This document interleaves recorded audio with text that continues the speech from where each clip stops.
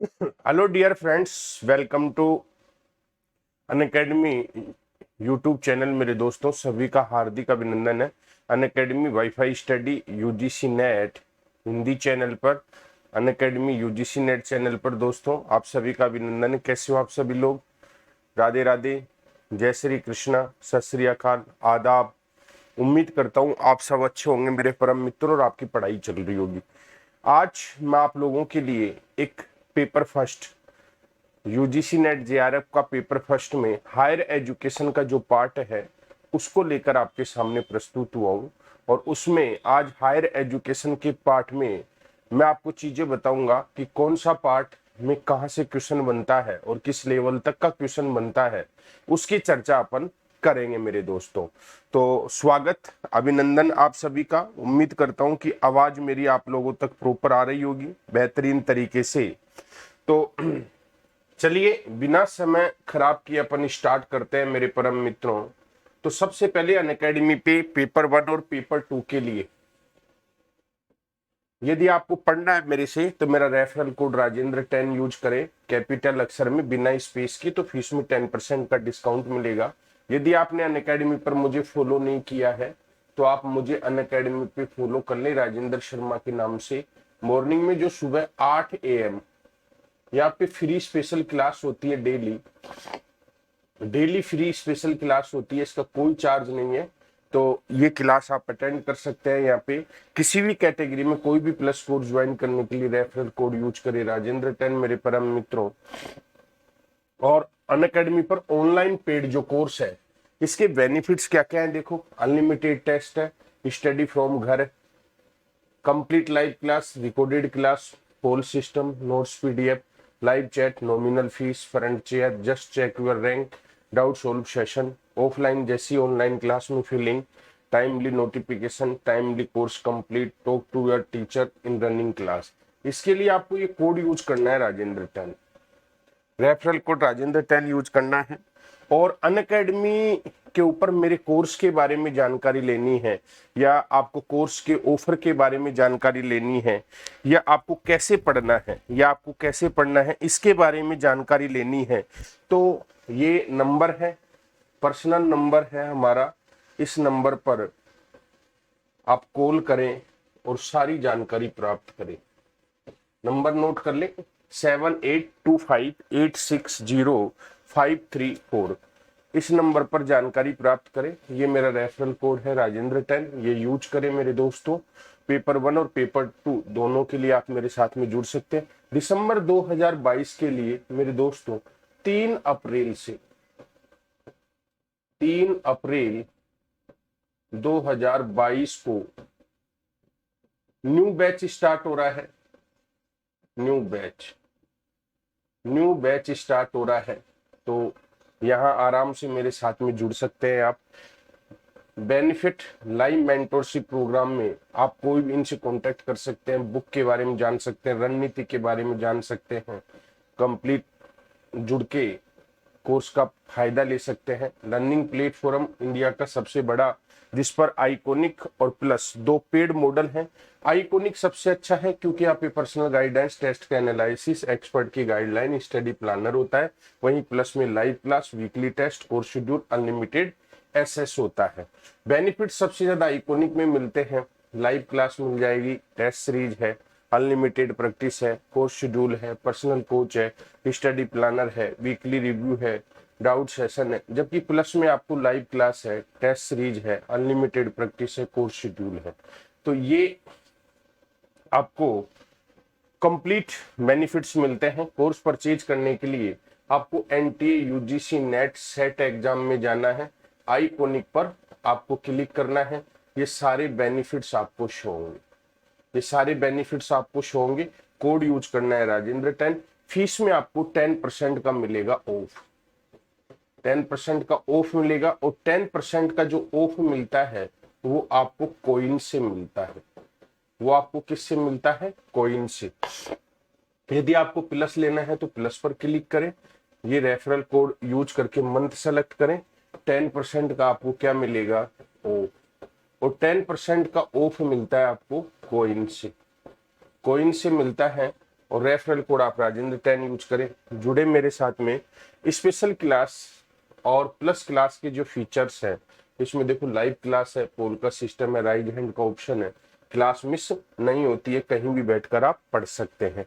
ये 2020-21 में मेरी क्लास में पढ़कर जिन बच्चों ने नेट जेआरएफ किया है वो आपके सामने हैं, ये सारे स्टार मेरे परम मित्रों। तो मैं चाहता हूं कि अगली बार आपकी भी फोटो यहाँ पे सुनिश्चित हो, ठीक है, आपकी फोटो भी यहाँ पे लगनी चाहिए। और अब अपन बात करेंगे इंट्रोडक्शन टू टॉपिक में, कि पीपल डेवलपमेंट एंड एनवायरनमेंट की क्लास 11 AM डेली होती है। जिस भी भाई को नहीं पता है तो 11 AM डेली क्लास होती है और ये यूट्यूब पर होती है, यूट्यूब पे क्लास होती है। और ये यूट्यूब पे जो क्लास होती है उस चैनल का नाम है Unacademy UGC NET channel, UGC NET channel. तो आप आराम से आनंद ले सकते हैं, पढ़ सकते हैं इस क्लास का। अब अपन बात करेंगे आज हायर एजुकेशन यानी कि हायर एजुकेशन की बात करेंगे। आज अपन जो चर्चा कर रहे हैं वो कर रहे हैं हायर एजुकेशन। हायर एजुकेशन में, उच्च शिक्षा में इसके 3 पार्ट आपको पढ़ने हैं। और इनके 3 पार्टों की अगर मैं चर्चा करूं तो एक तो आपको पढ़ना है प्राचीन शिक्षा, एक तो आपको पढ़नी है प्राचीन शिक्षा, एक पढ़नी है आपको मध्यकाल में शिक्षा, मध्यकाल में शिक्षा, मध्यकाल में शिक्षा, और एक पढ़नी है आपको आधुनिक काल में शिक्षा। यहां से बहुत क्वेश्चन आते हैं और जो गलती होते हैं। आधुनिक काल में शिक्षा, आधुनिक काल में शिक्षा। तो मैंने ये 3 पार्ट्स बांट दिए इसके मेरे मित्रों। हायर एजुकेशन के 3 पार्ट्स मैंने आपको बना दिए हैं। सबसे पहले आपको याद रखना है प्राचीन काल में शिक्षा, मध्यकाल में शिक्षा, आधुनिक काल में शिक्षा। ये हायर एजुकेशन के 3 पार्ट्स हैं। और 3 पार्ट्स में सबसे पहले अपन चर्चा करेंगे प्राचीन काल में शिक्षा यानी कि ancient education, ancient education system, ancient education system यानी कि प्राचीन काल में, प्राचीन काल में शिक्षा पद्धति, प्राचीन काल में शिक्षा पद्धति, इसकी अपन चर्चा करेंगे। प्राचीन काल में शिक्षा पद्धति। अब मेरे मित्रों, प्राचीन काल में जो शिक्षा पद्धति है, यहां से बहुत सारे क्वेश्चन पूछते हैं और इसको मैं इस तरीके से बताऊंगा कि आपके सवाल गलत नहीं होंगे। यदि आप मेरी स्पेशल क्लास ले रहे हैं तो आप लोगों को बहुत अच्छे से पता होगा कि वास्तव में ऐसे सवाल गलत नहीं होंगे। तो प्राचीन काल में जो शिक्षा है उस शिक्षा की संपूर्ण व्यवस्था की अपन चर्चा करेंगे कि प्राचीन काल में जैसे गुरुकुलों का जमाना था, गुरु शिष्य को किस प्रकार से पढ़ाता था। तो एक पहले ओवरऑल व्यू लेकर चलेंगे अपन और फिर थोड़ा सा अच्छे से आपको विस्तृत पूर्वक समझता हुआ इसको चलेंगे। तो सबसे पहले अगर प्राचीन काल में शिक्षा की बात करें तो अपन एक बार थोड़ा सा देखना है कि प्राचीन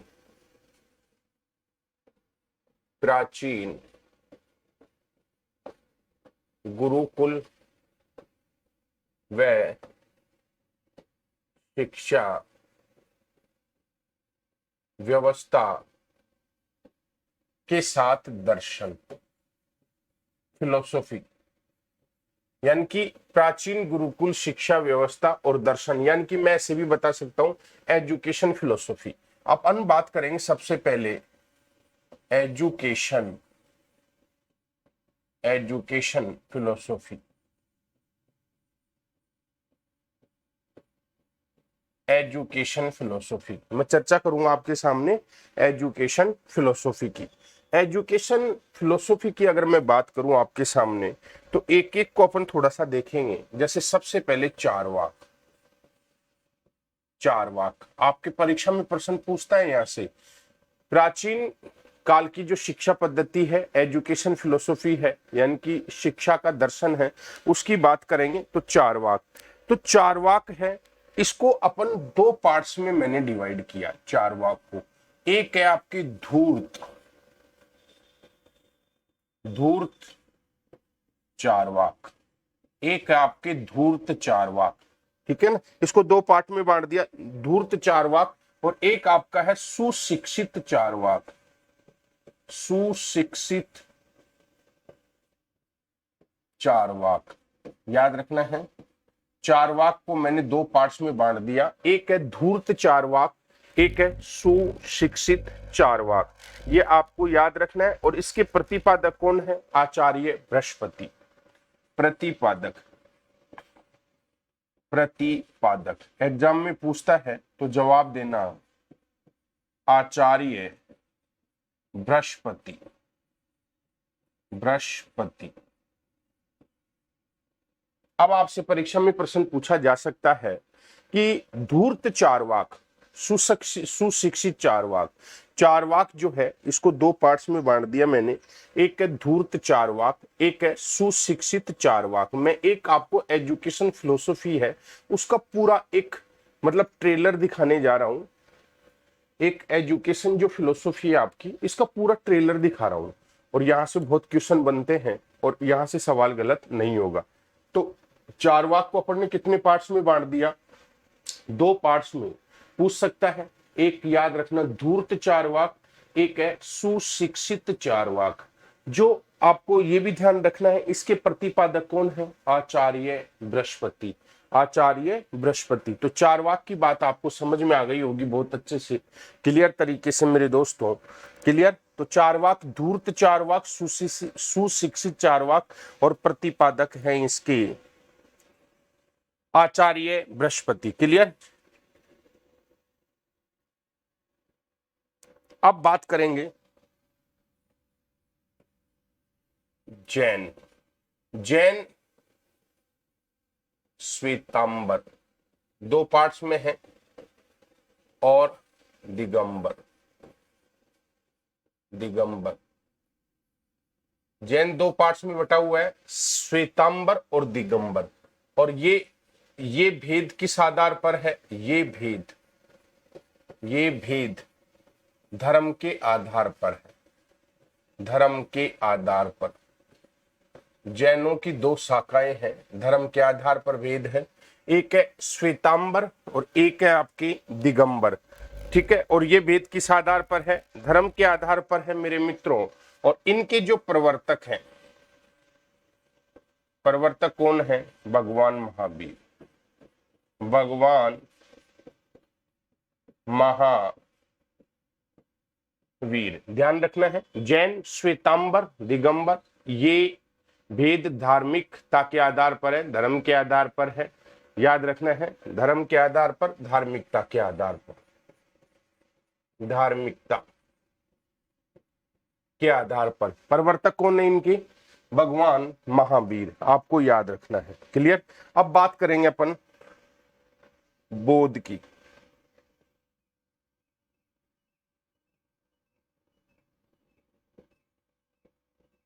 बौद्ध दर्शन की, बौद्ध फिलोसॉफी। बौद्ध फिलोसॉफी की बात करो तो ये भी दो पार्ट्स में है, हीनयान महायान। हीनयान महायान।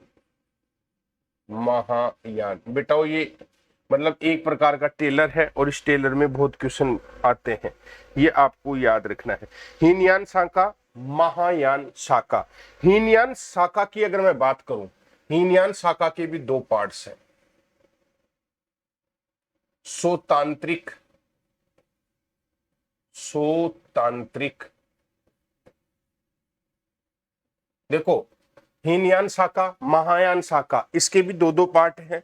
तो सोतांत्रिक बाहें अनुमेयवाद, सोतांत्रिक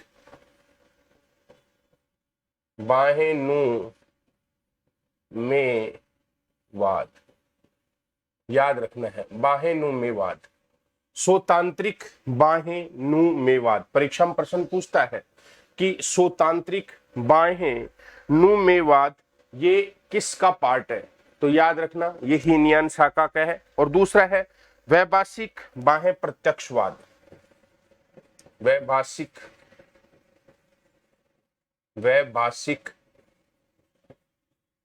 बाह्य प्रत्यक्षवाद, वैभाषिक बाह्य प्रत्यक्षवाद, ध्यान रखना है। तो बौद्ध धर्म की दो शाखा है, हीनयान महायान।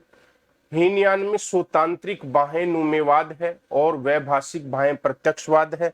महायान की अगर मैं बात करूं तो इसके भी दो पार्ट है मेरे मित्रों, एक है माध्यमिक शून्यवाद, माध्यमिक शून्यवाद, माध्यमिक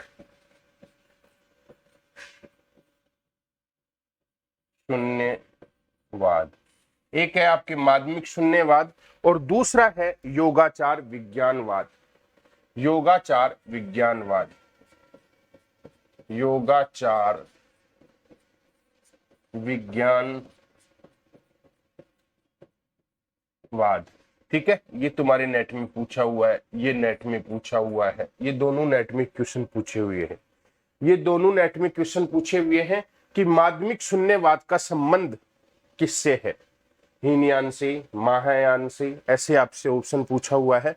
तो माध्यमिक शून्यवाद का जो संबंध है मेरे परम मित्रों, आपको ध्यान रखना है, माध्यमिक शून्यवाद का जो संबंध है वो महायान शाखा से है। योगाचार विज्ञानवाद का संबंध है वो भी महायान शाखा से है। स्वतांत्रिक बाह्यनुमेवाद का संबंध हीनयान से है। वैभाषिक बाह्य प्रत्यक्षवाद का संबंध हीनयान से। अब ये क्या है ये तो अपन डिटेल में करेंगे जब समझ में पूरा आ जाएगा, ये सिर्फ एक ट्रेलर है, पिक्चर पूरी बाकी है। तो याद रखना है, बौद्ध धर्म की दो पार्ट्स अपन ने बताए आपको, एक हीनयान और एक आपका महायान, आपको ध्यान रखना है। तो हीनयान और महायान की अगर मैं चर्चा करूं आपके सामने,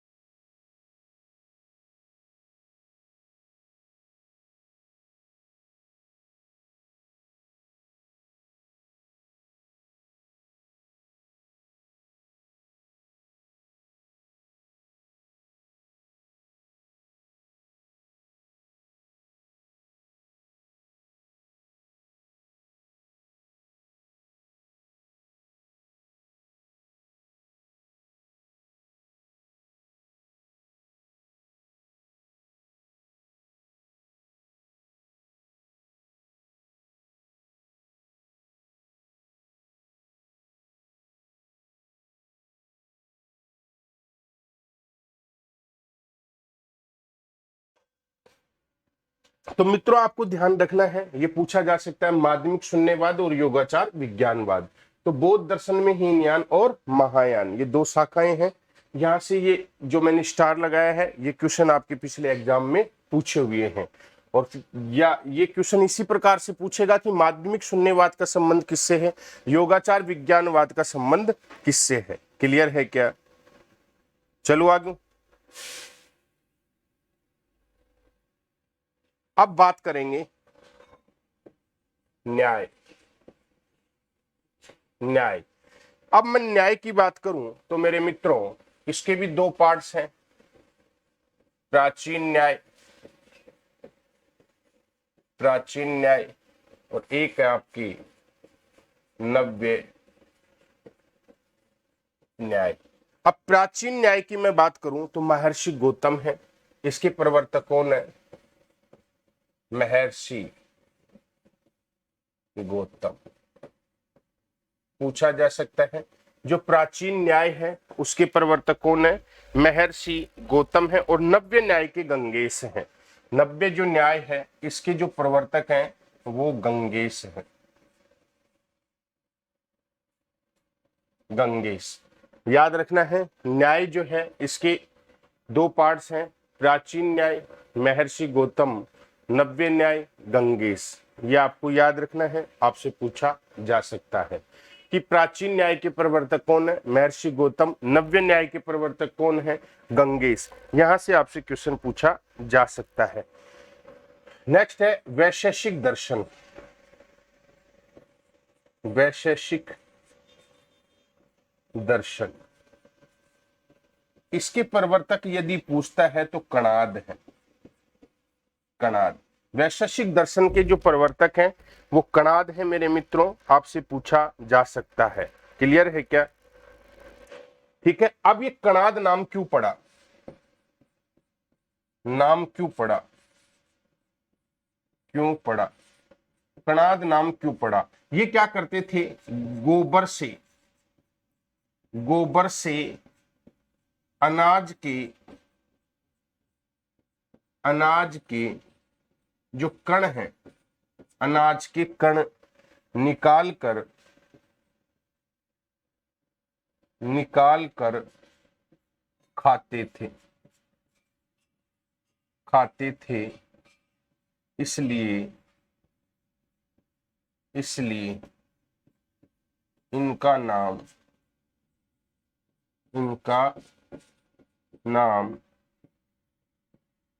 कणाद पड़ा, कणाद पड़ा। याद रखना है, वैशेषिक दर्शन के जो प्रवर्तक हैं वो कणाद हैं। और इनका नाम कणाद क्यों पड़ा, क्योंकि गोबर से अनाज के कण निकाल कर खाते थे, इसलिए इनका नाम क्या पड़ा, कणाद। तो वैशेषिक दर्शन के प्रवर्तक कणाद। न्याय दर्शन के दो पार्ट्स हैं, प्राचीन न्याय, प्राचीन न्याय के जो प्रवर्तक हैं वो महर्षि गौतम है। नव्य न्याय के प्रवर्तक जो हैं वो गंगेश हैं, ध्यान रखना है। अब अपन बात करेंगे सांख्य दर्शन। एक एक की मैं चर्चा कर रहा हूं, एक पूरा ओवरव्यू मिल जाएगा, जिससे क्या है कि अपन जब पिक्चर देखेंगे तो मजा आएगा। ये ट्रेलर है। सांख्य दर्शन के कौन है, कपिल मुनि, कपिल मुनि। सांख्य दर्शक के प्रवर्तक कौन है मेरे मित्रों, कपिल मुनि है। सांख्य दर्शन के जो प्रवर्तक हैं वो कौन है, कपिल मुनि, ध्यान रखना है। नेक्स्ट योग दर्शन। योग, योग के महर्षि पतंजलि, महर्षि पतंजलि। योग दर्शन के प्रवर्तक कौन है, महर्षि पतंजलि हैं, आपको याद रखना है। मीमांसा, अब मीमांसा की बात करें, मीमांसा, मीमांसा के अपन ने तीन पार्ट बना दिए हैं। एक है आपके जैमिनी मीमांसा, जैमिनी मीमांसा, जैमिनी मीमांसा। एक है प्रभाकर मीमांसा, प्रभाकर मीमांसा।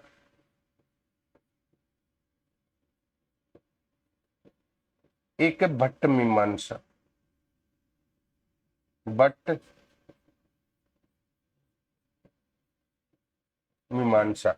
जैमिनी मीमांसा आचार्य जैमिनी है, इसके प्रवर्तक कौन है, आचार्य जैमिनी है। और जो प्रभाकर मीमांसा है इसके प्रवर्तक प्रभाकर मिश्र है,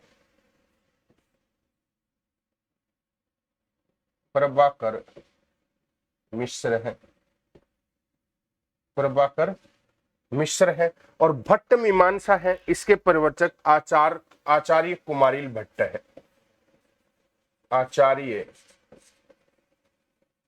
कुमारिल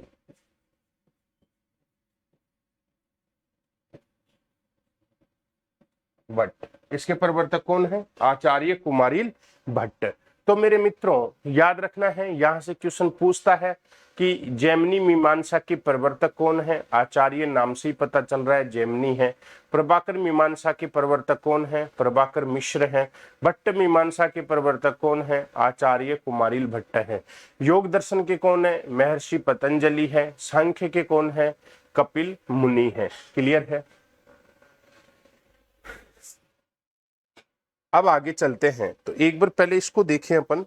मेरे मित्रों देखो, मैं आपको फिर बता रहा हूं, मैं आपको हायर एजुकेशन सिस्टम में एंशियंट एजुकेशन सिस्टम पद्धति के बारे में बता रहा हूं, जिसमें से बहुत क्वेश्चन आते हैं आपके एग्जाम में। हेतुआभास हेतुआभास हेतुआभास, पूरे एग्जाम में हेतुआभास छाया हुआ था। अपोवाद क्या है, ठीक है, ऐसे सवाल आते हैं। तो ये आपके मतलब रेंज से बाहर हो जाते हैं, लगता है कि पढ़ाई नहीं क्या चीज है।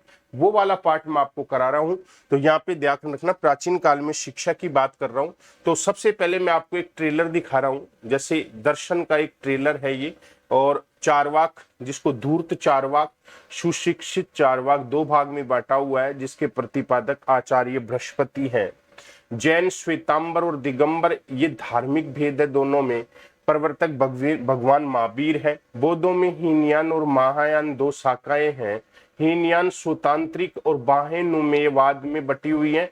वैभाषिक बाह्य प्रत्यक्षवाद, स्वतांत्रिक बाह्य नुमेयवाद और वैभाषिक बाह्य प्रत्यक्षवाद में बटी हुई है। महायान माध्यमिक शून्यवाद और योगाचार विज्ञानवाद में बटी हुई है। न्याय, प्राचीन न्याय, नव्य न्याय। प्राचीन न्याय का जो है वो महर्षि गौतम, नव्य न्याय के हैं वो गंगेश है। वैशेषिक दर्शन के प्रवर्तक कणाद हैं। इनका नाम कणाद क्यों पड़ा? गोबर से अनाज के कण निकाल कर खाते थे, इसलिए इनका नाम कणाद पड़ा। सांख्य दर्शन के कपिल मुनि हैं। योग के महर्षि पतंजलि हैं। मीमांसा, जैमिनी मीमांसा, आचार्य जैमिनी है। प्रभाकर मीमांसा, प्रभाकर मिश्र हैं। भट्ट मीमांसा, आचार्य कुमारिल भट्ट है। अब बात करेंगे अपन वेदांत की। अब बात करेंगे वेदांत। वेदांत समझ में आए ना? तो वेदांत का सिंपल तात्पर्य क्या है?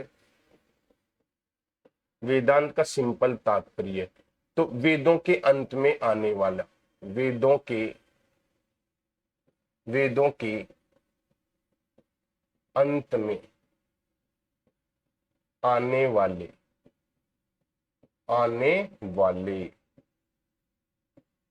वेदों के अंत में आने वाले, वेदों के अंत में आने वाले, आपको ध्यान रखना है। अब वेदांत की अगर मैं बात करूं मेरे मित्रों, तो अद्वैत वेदांत, वेदांत की मैं बात करूं तो अद्वैत वेदांत, अद्वैत वेदांत, अद्वैत वेदांत की अगर मैं बात करूं तो शंकराचार्य,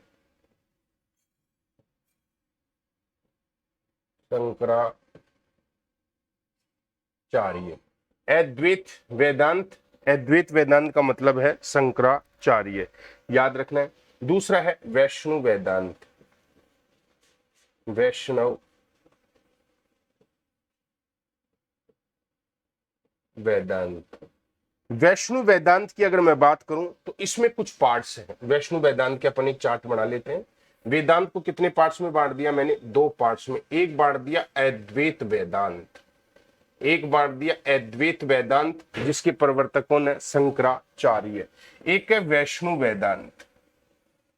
वैष्णव वेदांत की अगर मैं बात करूं आपके सामने मेरे बच्चों, तो ध्यान से समझना। वैष्णव वेदांत की पार्ट्स की बात करूं तो सबसे पहले जैसे विशिष्टाद्वैत,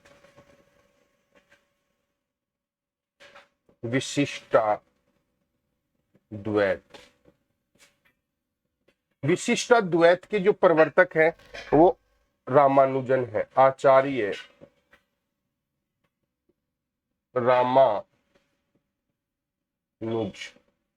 आचार्य रामानुज। शुद्धाद्वैत दूसरा है आपका शुद्धाद्वैत, इसके हैं वल्लभाचार्य जी, वल्लभाचार्य।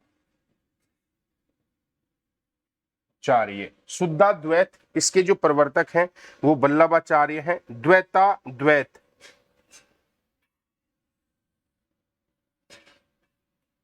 द्वैताद्वैत,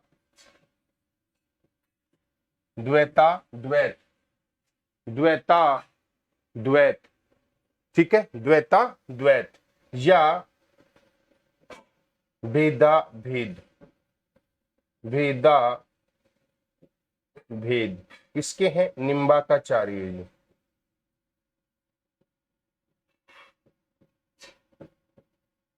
इसके कौन है? निम्बाकाचार्य। द्वैता द्वैत या भेदा भेद, तो इसके कौन है? भेदा भेद, इसके हैं निम्बाकाचार्य जी। क्लियर? नेक्स्ट है द्वैतवाद। द्वैतवाद के हैं मध्वाचार्य, मध्वाचार्य। ये वैष्णु वेदांत है। ये क्या है? वैष्णु वेदांत, याद रखना है, यहां से आपसे क्वेश्चन पूछता है। ये है वैष्णु वेदांत। तो वैष्णु वेदांत की अगर मैं बात करूं तो विशिष्टाद्वैत, शुद्धाद्वैत, द्वैताद्वैत, द्वैतवाद। विशिष्टाद्वैत आचार्य रामानुज है, शुद्धाद्वैत वल्लभाचार्य है, द्वैताद्वैत या भेदा भेद निम्बाकाचार्य है, द्वैतवाद मध्वाचार्य है।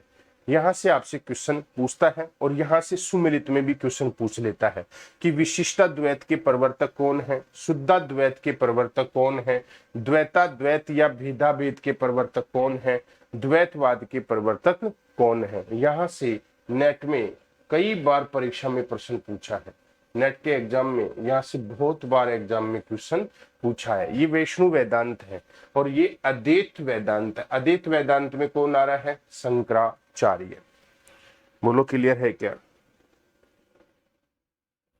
क्लियर है ये?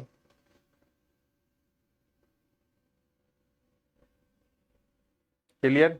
अब देखो, अब अपन बात करेंगे यहाँ पे इंडियन फिलोसॉफी में थोड़ा सा अपन पार्ट बात करेंगे। Indian philosophy, Indian philosophy. Indian philosophy की मैं बात करूं तो इंडियन फिलोसॉफी में एक होता है नास्तिक दर्शन, एक होता है नास्तिक दर्शन, एक होता है आस्तिक दर्शन, आस्तिक दर्शन। एक होता है नास्तिक दर्शन, एक होता है आस्तिक दर्शन। क्लियर? क्लियर है ना? नास्तिक दर्शन वेदों का विरोधी, यानी कि वेदों का विरोधी। नास्तिक दर्शन की मैं बात करूं तो एक तो ये वेदों का विरोधी है। पहली बात, वेदों का विरोधी यानी कि वेदों को नहीं मानने वाला, वेदों की प्रमाणिकता को नहीं मानना, वेदों की प्रामाणिकता, वेदों की प्रामाणिकता को नहीं मानना, वेदों की प्रामाणिकता को नहीं मानने वाला। एग्जाम्पल के लिए यहाँ पे कौन कौन से हैं? एग्जाम्पल के लिए चारवाक, जैन, बौद्ध। ये कैसे दर्शन है? नास्तिक दर्शन है। कैसे दर्शन है ये? नास्तिक दर्शन है मेरे मित्रों, ये आपको ध्यान रखना है। आस्तिक दर्शन की अगर मैं बात करूं तो आस्तिक दर्शन में ध्यान रखना, वेदों को मानने वाले, वेदों को मानने वाले। दूसरा रूढ़िवादी। कैसे दर्शन है? रूढ़िवादी, वेदों की प्रामाणिकता को मानने वाले हैं, रूढ़िवादी हैं। भगवान में विश्वास, भगवान में आस्था, इनकी भगवान में क्या होती है? आस्था होती है। तो याद रखना है, वेदों को मानने वाले रूढ़िवादी हैं और भगवान में क्या है? इनकी आस्था। भगवान में क्या होती है मेरे मित्रों?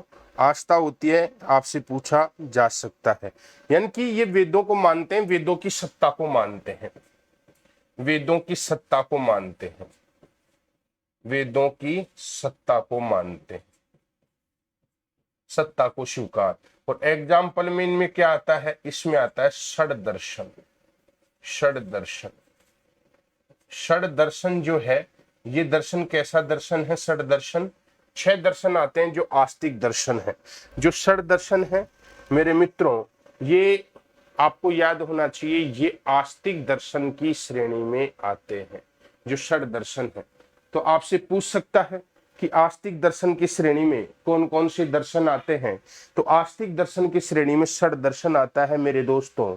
और षड दर्शन की अगर मैं चर्चा कर लूं आपके सामने, तो देखो यहां पे ध्यान रखना, षड दर्शन, षड दर्शन, तो षड दर्शन को और किस किस नाम से जानते हैं? षड दर्शन, षड दर्शन या इसे कहेंगे समुच्चय दर्शन,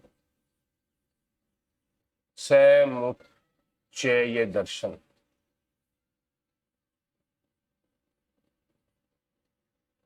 समुच्चय दर्शन, इसे षड दर्शन कह दो, इसे समुच्चय दर्शन कह दो, इसे हिंदू दर्शन कह दो,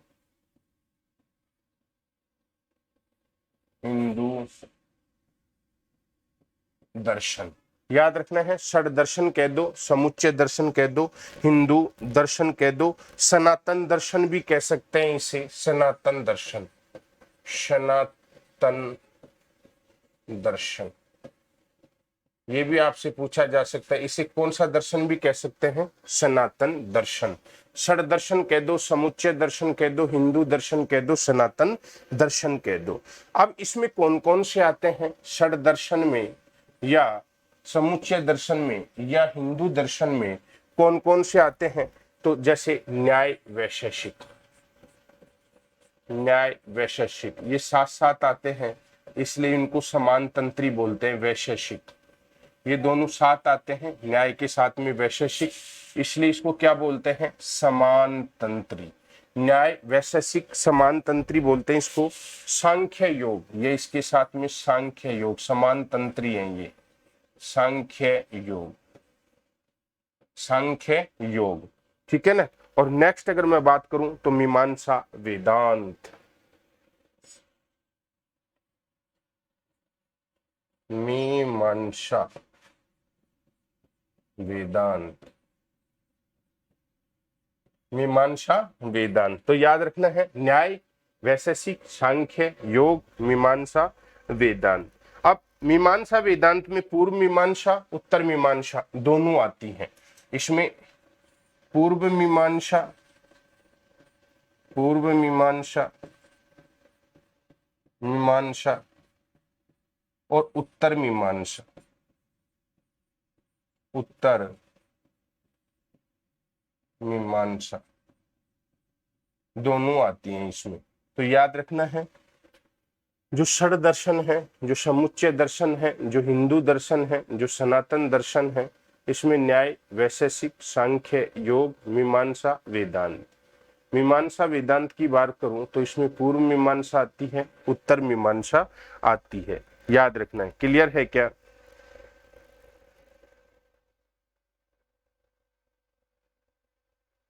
क्लियर। अब नास्तिक जो दर्शन होते हैं उनके तीन अर्थ होते हैं, जैसे अपन ने चर्चा करी यहाँ पे नास्तिक दर्शन, नास्तिक दर्शन के तीन अर्थ होते हैं। जैसे दार्शनिक भाषा में नास्तिक का अर्थ क्या होता है? जो वेदों की प्रामाणिकता को नहीं मानता। मैं बता ही देता हूं क्योंकि एग्जाम में पूछ लेता है, ये षड दर्शन समूह है, ठीक है। अब देखो आपसे पूछा जा सकता है कि नास्तिक दर्शन, नास्तिक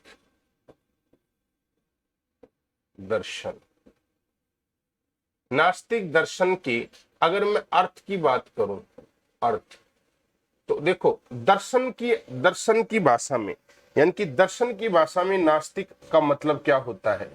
दर्शन की भाषा में अगर नास्तिक दर्शन को हम दर्शन की भाषा में जाने तो इसका मतलब होता है कि वेदों की प्रामाणिकता को नहीं मानना, वेदों की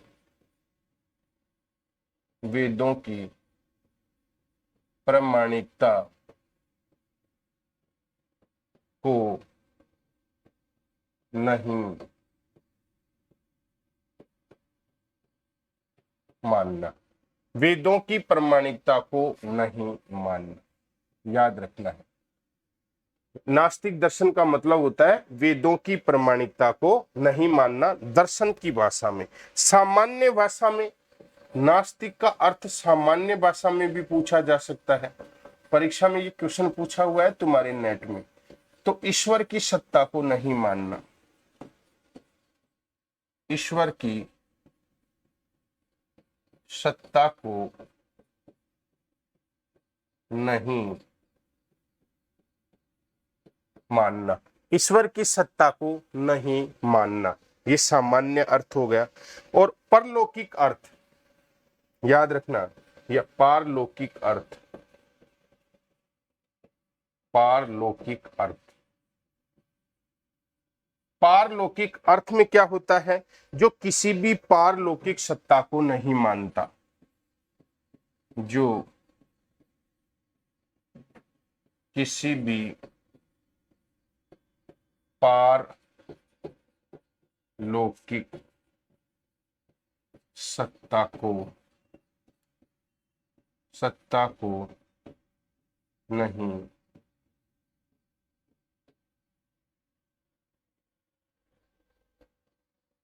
जो किसी भी पारलौकिक सत्ता को नहीं मानता। अब यहां से ध्यान से समझना है नास्तिक दर्शन का अर्थ।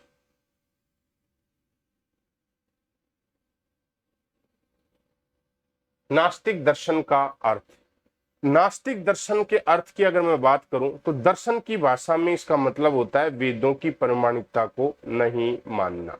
वेदों की प्रामाणिकता को नहीं मानना।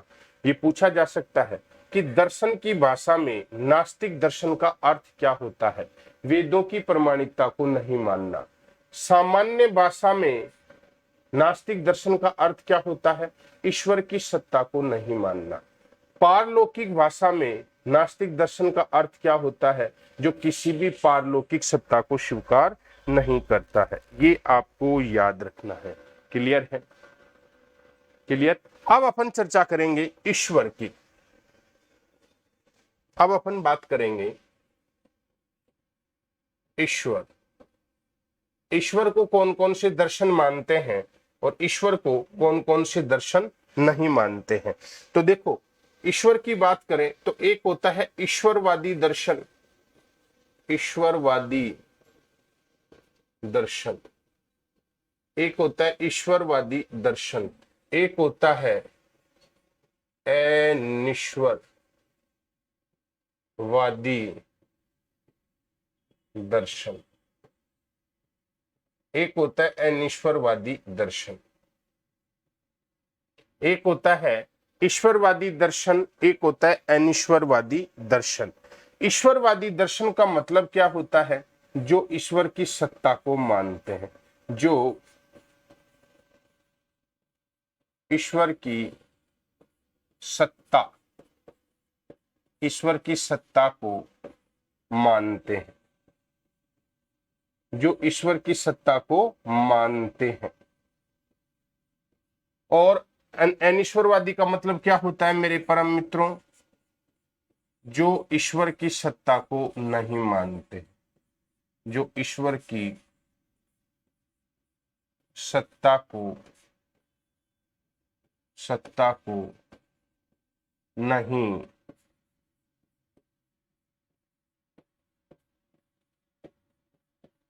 मानते हैं। तो अनिश्वरवादी और ईश्वरवादी में दोनों में अंतर समझ में आ गया होगा। जो ईश्वर की सत्ता को मानते हैं उन्हें ईश्वरवादी दर्शन कहते हैं, जो ईश्वर की सत्ता को नहीं मानते हैं उन्हें अनिश्वरवादी दर्शन कहते हैं। अब कौन कौन से ईश्वरवादी दर्शन हैं, तो न्याय वैशेषिक, न्याय वैशेषिक, न्याय वैशेषिक, योग वेदांत, योग वेदांत। याद रखना है, अनिश्वरवादी है, अनिश्वरवादी चारवाक, चारवाक। याद रखना है, अनिश्वरवादी की बात करूं तो चारवाक है, नास्तिक शिरोमणि है ये चारवाक, नास्तिक शिरोमणि, नास्तिक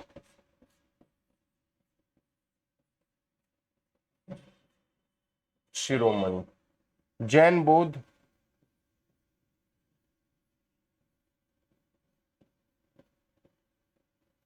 जैन बौद्ध देखो, चारवाक, नास्तिक शिरोमणि, जैन, बौद्ध है, सांख्य, मीमांसा,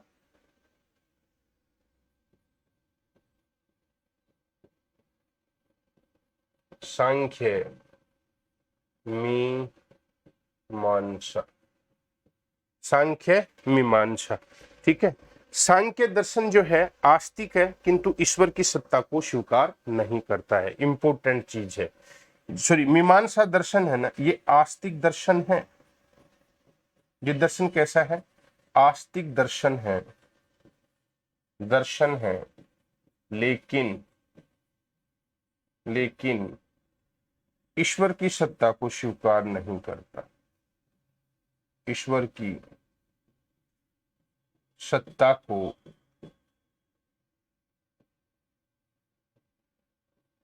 स्वीकार नहीं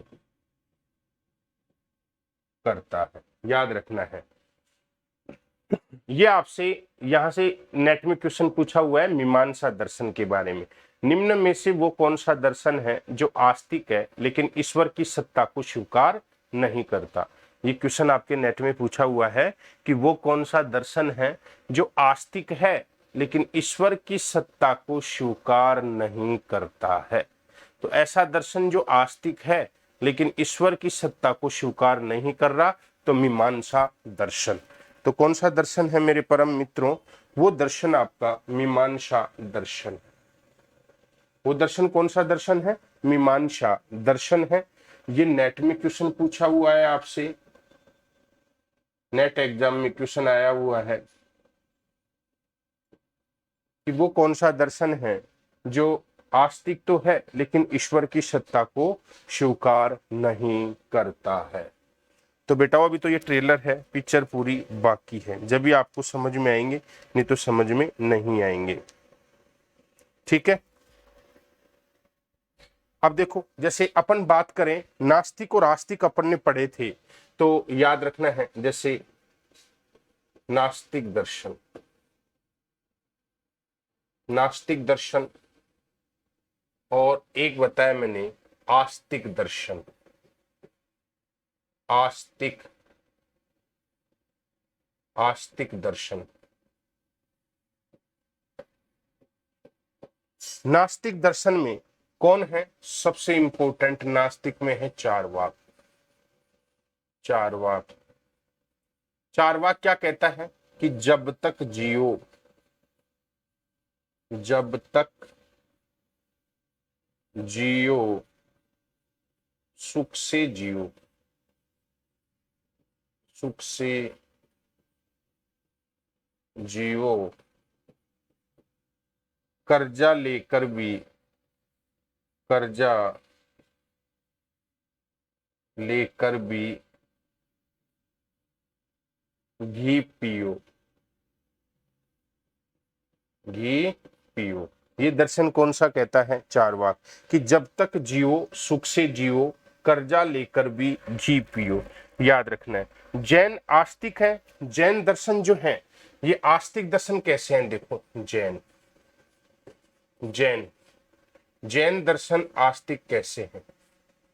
क्योंकि आत्मा की सत्ता को मानते हैं, आत्मा की सत्ता को मानते हैं, सत्ता को मानते हैं। जैन मानते हैं, जैन दर्शन आत्मा को मानते हैं मेरे बच्चों।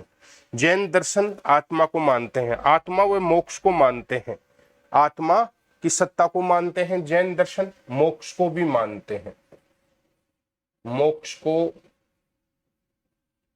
को भी क्या करते हैं? मोक्ष को भी ये स्वीकार करते हैं। जो जैन दर्शन है ये याद रखना है, आत्मा की सत्ता को मानता है, मोक्ष को भी मानता है, इसलिए आस्तिक दर्शन है। बौद्ध दर्शन, बौद्ध दर्शन निर्वाण की सत्ता को मानता है, निर्वाण या केवल्य, केवल्य की सत्ता को स्वीकार, सत्ता को स्वीकार करता है। जो बौद्ध दर्शन है ये निर्माण या केवल्य सत्ता को मानता है। यानी कि मेरे मित्रों आपको ध्यान रखना है, निर्माण या केवल्य यानी कि मोक्ष। निर्माण का मतलब भी क्या है? मोक्ष है।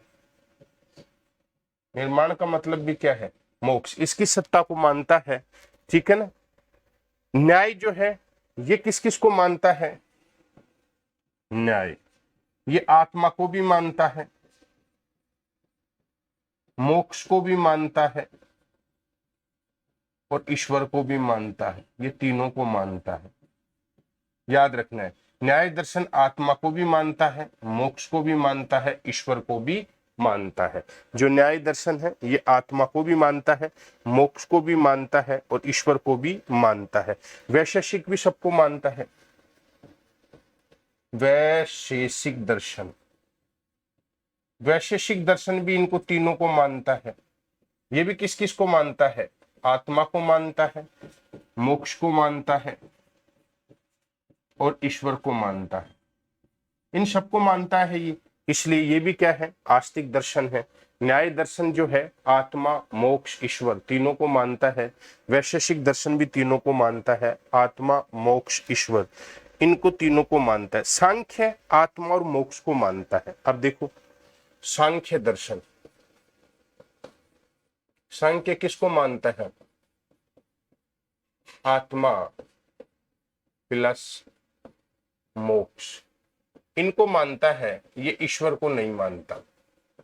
ये एग्जाम में पूछता है, ईश्वर को नहीं मानता। सांख्य दर्शन जो है ये आत्मा और मोक्ष को मानता है, ईश्वर को नहीं मानता है। योग, योग दर्शन तीनों को मानता है। योग, योग दर्शन आत्मा को भी मानता है, मोक्ष को भी मानता है और ईश्वर को भी मानता है।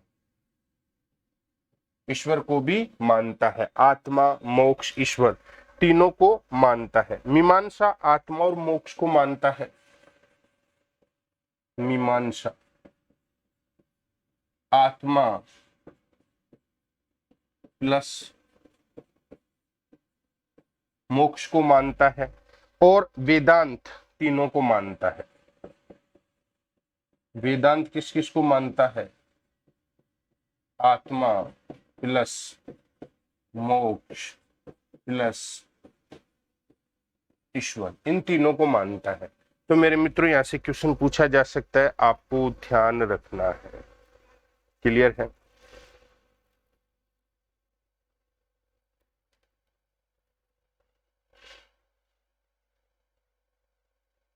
क्लियर? आपसे पूछे तो ये ध्यान रखना है कौन सा दर्शन किसको मानता है। अब बात करेंगे वैदिक दर्शन की। वैदिक दर्शन बेटाओ यहां से बहुत क्वेश्चन आते हैं। वैदिक दर्शन, वैदिक दर्शन की अगर मैं बात करूं आपके सामने तो इसके दो पार्ट बना दिए मैंने। वैदिक दर्शन के दो, पूर्णतः वैदिक, पूर्णतः वैदिक दर्शन, पूर्णतः वैदिक दर्शन। पूर्णतः वैदिक दर्शन की बात करूं तो मीमांसा और वेदांत, मीमांसा व वेदांत। और एक है वैदिक प्लस लौकिक, एक है वैदिक प्लस लौकिक, एक है वैदिक प्लस लौकिक। वैदिक प्लस लौकिक की बात करूं तो न्याय, वैशेषिक, सांख्य योग। न्याय वैशेषिक और सांख्य योग, न्याय, वैशेषिक और सांख्य योग ये वैदिक प्लस लौकिक है। यहां से पूछ ले आपसे तो याद रखना ये वैदिक प्लस लौकिक है, वो पूर्णतः वैदिक है। अब आप परीक्षा में क्वेश्चन पूछा जा सकता है निम्न में से कौन सा दर्शन वैदिक प्लस लौकिक है? तो न्याय, वैशेषिक, सांख्य योग। प्रश्न पूछा जा सकता है कि निम्न में से कौन सा दर्शन वैदिक प्लस लौकिक है? तो न्याय, वैशेषिक, सांख्य योग। ध्यान रखना न्याय, वैशेषिक, सांख्य योग। क्लियर है?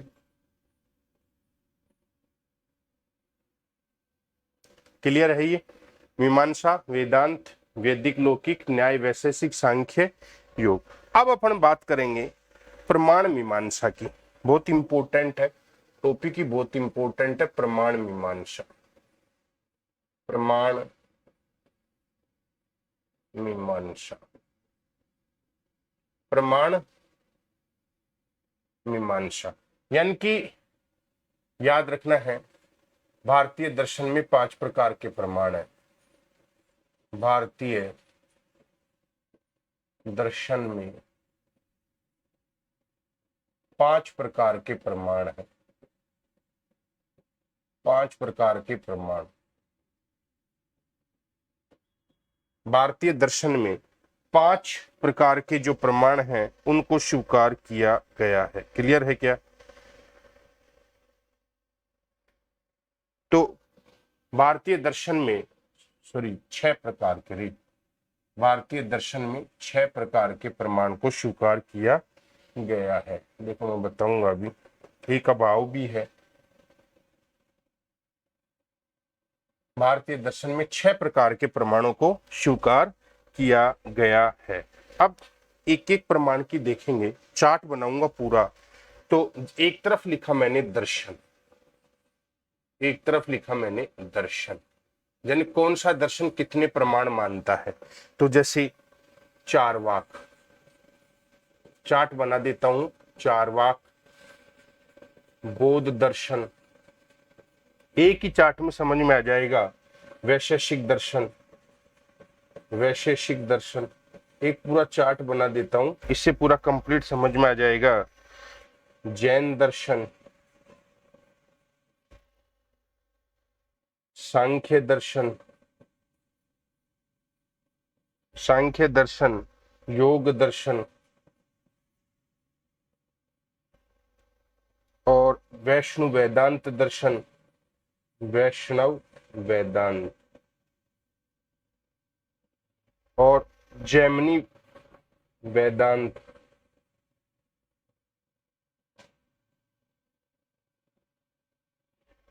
प्रभाकर मीमांसा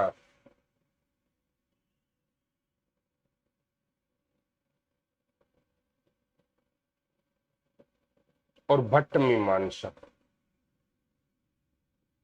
एक ही चार्ट में सब कुछ,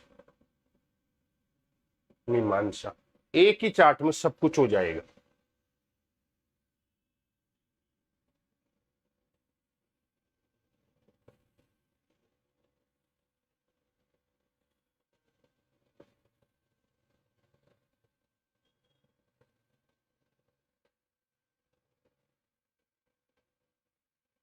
अब यहां पे ये दर्शन लिख दिया मैंने। अब इधर प्रमाणों की बात करेंगे, कौन कौन से प्रमाण है। ये दर्शन हो गए प्रमाण। तो प्रमाणों में अपन बात करें जैसे प्रत्यक्ष प्रमाण, प्रत्यक्ष प्रमाण,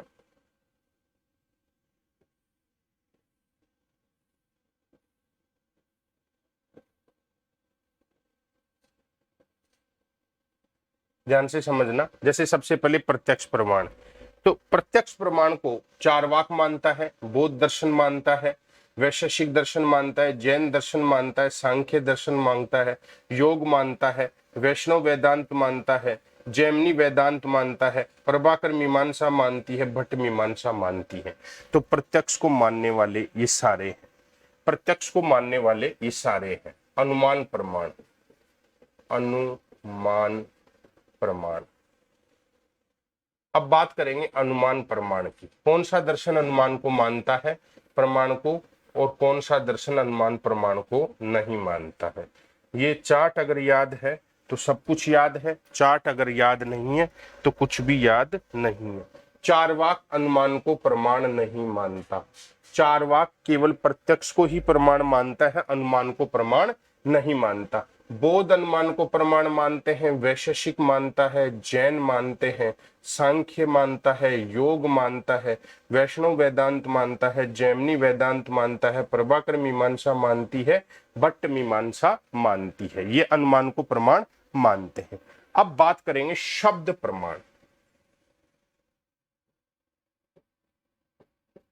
शब्द प्रमाण, शब्द को कौन कौन प्रमाण मानते हैं, कौन कौन प्रमाण नहीं मानते हैं।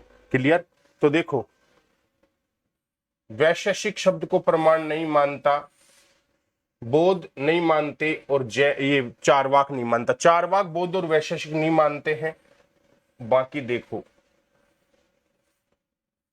बाकी जैन मानते हैं, सांख्य मानता है, योग मानता है, वैष्णव वेदांत मानता है, जैमिनी वेदांत मानता है, प्रभाकर मीमांसा मानती है, भट्ट मीमांसा मानती है। ये सब प्रमाण मानते हैं शब्द को। शब्द को नहीं मानता है तो ये क्रॉस वाले नहीं मानते हैं। शब्द को प्रमाण जो मैंने राइट लगा रखे हैं वो मानते हैं, याद रखना है। चले आगे। अब बात करेंगे उपमान प्रमाण की। उपमान प्रमाण, उपमान प्रमाण, कौन कौन उपमान को प्रमाण मानते हैं, कौन कौन उपमान को प्रमाण मानते हैं और कौन कौन उपमान को प्रमाण नहीं मानते हैं। तो याद रखना है मेरे मित्रों, प्रभाकर मीमांसा प्रमाण मानती है और भट्ट मीमांसा प्रमाण मानती है। बाकी कोई भी दर्शन उपमान को प्रमाण नहीं मानता। कोई भी दर्शन उपमान को प्रमाण नहीं मानता। तो परीक्षा में प्रश्न पूछा जा सकता है। अब बात करेंगे अर्थापत्ति प्रमाण की। अगला है अर्थापत्ति प्रमाण। अर्थापत्ति, ये अर्थापत्ति, अरे ये होते क्या है ये डिटेल में मैं समझा दूंगा, अभी टेंशन ना लो। अर्थापत्ति प्रमाण की, अब देखो, अर्थापत्ति प्रमाण को प्रभाकर और मीमांसा प्रमाण मानती है। बाकी कोई भी दर्शन अर्थापत्ति को प्रमाण नहीं मानता। अर्थापत्ति को कोई भी दर्शन प्रमाण नहीं मानता, सिर्फ और सिर्फ किसको छोड़कर, प्रभाकर मीमांसा और भट्ट मीमांसा को छोड़कर कोई भी नहीं मानता है। अनुपलब्धि प्रमाण लास्ट है। अनुपलब्धि, बेटाओ मैंने बहुत शॉर्ट बता दिया इसको। अनुपलब्धि प्रमाण, अभी देखो कौन सा दर्शन कितने प्रमाण मानता है, ये परीक्षा में प्रश्न पूछ लेता है। अनुपलब्धि प्रमाण, अनुपलब्धि प्रमाण को केवल भट्ट मीमांसा मानती है। बाकी कोई भी दर्शन अनुपलब्धि को प्रमाण नहीं मानता। कोई भी दर्शन अनुपलब्धि को प्रमाण नहीं मानता। अब देखो यहां से क्वेश्चन और भी बन जाते हैं। अब देखो, निम्न में से कौन सा दर्शन एक प्रमाण मानता है। तो चारवाक दर्शन कितने प्रमाण मानता है, एक प्रमाण मानता है। समझ में आया ना। बौद्ध दर्शन कितने प्रमाण मानते हैं, दो। बौद्ध कितने, दो। वैशेषिक दर्शन कितने प्रमाण मानता है, दो। जैन दर्शन कितने प्रमाण मानता है, जैन दर्शन मानता है तीन। जैन दर्शन कितने मान रहा है, तीन।